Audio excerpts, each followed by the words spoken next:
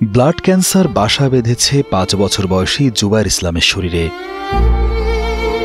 আদরের সন্তানকে সুস্থ করে তুলতে চেষ্টার কোনো কমতি রাখেননি দরিদ্র বাবা মা।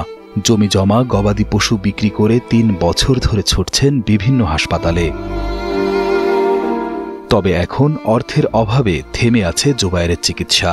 নিয়মিত কেমোথেরাপি ও প্রয়োজনীয় চিকিৎসা না দিলে নিভে যেতে পারে তার জীবন প্রদীপ।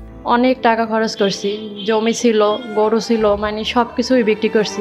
ওরা এখন কেমো দিতে হবে, ৪৬,০০০ টাকা দাম একটা কেমো দিব, বা এখন বর্তমানে অসুস্থ অবস্থায় যে টাকা নিয়ে যাব এরকমের টাকা আমাদের কাছে এখন নাই। জুবায়ের ইসলাম ঝালকাঠির রাজাপুর উপজেলার নৌকাঠি গ্রামের জাহিদুল ইসলাম ও লিজা বেগম দম্পতির সন্তান। অটো চালিয়ে যা আয় করেন তা দিয়েই কোনো রকমে চলত জাহিদুলের সংসার। তবে জুবায়েরের রোগের কথা জানতে পারার পর বিষাদ নেমে আসে অভাবের সংসারে। যখন ডাক্তার দেখাই আসি তখন মানে ১৫ দিন ১ মাস সুস্থ থাকে মোটামুটি, পরে আবার যেরকমের তো এরকমের হয়ে যায়। মুখ থেকে, নাক থেকে, বাথরুমের রাস্তা থেকে ব্লাড পড়ে, যখন বেশি ব্লাড পড়ে তখন বেহুশ হয়ে থাকে। আবার ঢাকা নিয়ে যাই, আবার একটু সুস্থ হয়ে দেয়, মানে ঢাকা ৫ দিন পর, 7 দিন পর, 1 সপ্তাহ পরে এরকমের নিয়ে যাওয়া আসা করি। চিকিৎসক জানিয়েছেন অন্তত ৩ দফা কেমোথেরাপি দেওয়া জরুরি জুবায়েরের। উন্নত চিকিৎসার জন্য প্রয়োজন ৩ লাখ টাকা। তবে সন্তানের এই ব্যয়বহুল চিকিৎসার টাকা জোগাড়ের সামর্থ্য নেই অটো চালক জাহিদুলের।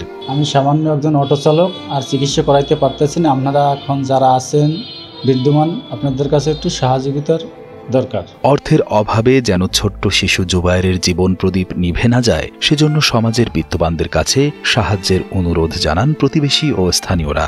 তাদের সকলেরই চাওয়া উন্নত চিকিৎসার মাধ্যমে আবারও সুস্থ জীবন ফিরে পাবে জুবায়ের। সেই সাথে সন্তানকে নিয়ে দুশ্চিন্তা দূর হবে দরিদ্র বাবা মায়ের। ওরা খুবই গরিব ফ্যামিলি একটা, ওর বাবা অটো চালায় ওর চিকিৎসার খরচ চালাতে হিমশিম খাচ্ছে। বিত্তবান যারা আছেন দেশের, ওর চিকিৎসার একটু পাশে দাঁড়াবেন। ওর চিকিৎসায় যে পরিমাণ অর্থ প্রয়োজন, আসলে সেইটা ওই পরিবারটার সমর্থনে চালানোর। জুবায়েরের বাবা অটো চালায় এবং তারা এই চিকিৎসার পিছনে অনেক টাকা ব্যয় করে, তারা এখন একদম নিঃস্ব।